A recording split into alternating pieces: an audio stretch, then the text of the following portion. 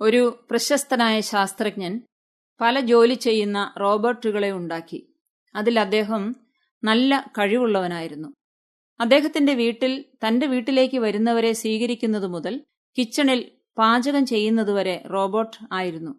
ഇങ്ങനെ പല റോബോട്ടുകൾ ഉണ്ടാക്കിയിട്ടും അദ്ദേഹത്തിന് ഒരു തൃപ്തിയും വന്നില്ല. കാരണം ഓരോ ജോലി ചെയ്യുവാനും ഓരോ റോബോ ഉണ്ട്.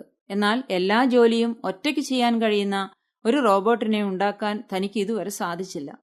അങ്ങനെ ഒരു റോബോ ഉണ്ടാക്കണം എന്നത് അദ്ദേഹത്തിന്റെ വളരെ നാളത്തെ ആശയായിരുന്നു.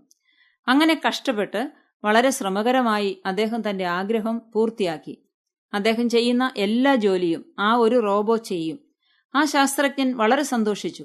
ഒരു ദിവസം പെട്ടെന്നുണ്ടായ ദേഷ്യത്തിൽ എനിക്കിത് ഇഷ്ടപ്പെട്ടില്ല, എല്ലാം അടിച്ചു പൊട്ടിക്ക് എന്ന് ഒരു വെറും വാക്ക് പറഞ്ഞിട്ട് അദ്ദേഹം പുറത്തേക്ക് പോയി. അതുപോരെ, അതൊരു റോബോ അല്ലേ, അതെന്തു പറഞ്ഞാലും ചെയ്യില്ലേ? അദ്ദേഹം വരുന്നതിന് മുൻപ് ആ വീട് അടിച്ചു തകർത്തു തരിപ്പണമാക്കി കളഞ്ഞു. ശാസ്ത്രജ്ഞൻ വന്നു നോക്കിയപ്പോൾ ആകെ അന്താളിച്ചുപോയി. ഞാൻ ഏതോ ചിന്തയിൽ പറഞ്ഞ കാര്യം അത് ചെയ്തല്ലോ എന്ന് ചിന്തിച്ച് ആകെ തകർന്നുപോയി. അതിനേത് നല്ലത് ഏത് ശരിയെന്നൊന്നും തിരിച്ചറിയാൻ സാധിക്കില്ലല്ലോ. അതിനോട് എന്തു പറഞ്ഞാലും അത് ചെയ്യും. എന്നാൽ നാം നന്നായി ചിന്തിച്ചു വേണ്ടേ ഓരോ കാര്യവും ചെയ്യുവാൻ? നാം ഓരോ ദിവസവും എന്തെല്ലാം കാര്യം കേൾക്കുന്നു, അതിലെന്ത് നല്ല കാര്യം എന്ത് ചീത്തക്കാര്യം എന്ന് നമുക്കറിയാമല്ലോ. നമ്മോട് ആരെങ്കിലും വന്ന് ഇന്നലെ മുഴുവൻ നീ നല്ല കാര്യം മാത്രമാണോ ചെയ്തത്, അല്ലല്ല ചെറിയ ചെറിയ തെറ്റുകളും ചെയ്തിട്ടുണ്ട് എന്ന് പറയുമോ?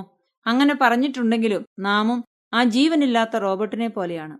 അതിനാൽ നാമും ദിവസവും കേൾക്കുന്ന നല്ല കാര്യങ്ങൾ മാത്രം ചെയ്യുവാൻ നമ്മെ തന്നെ നാം പ്രാപ്തിയുള്ളവരാക്കണം. നന്മ ചെയ്യുവാൻ പ്രാപ്തിയുള്ളപ്പോൾ അത് ചെയ്യാതിരിക്കുന്നത് പാപമെന്ന് വചനം പറയുന്നു. നാമും നല്ലത് മാത്രം ചെയ്യുമോ?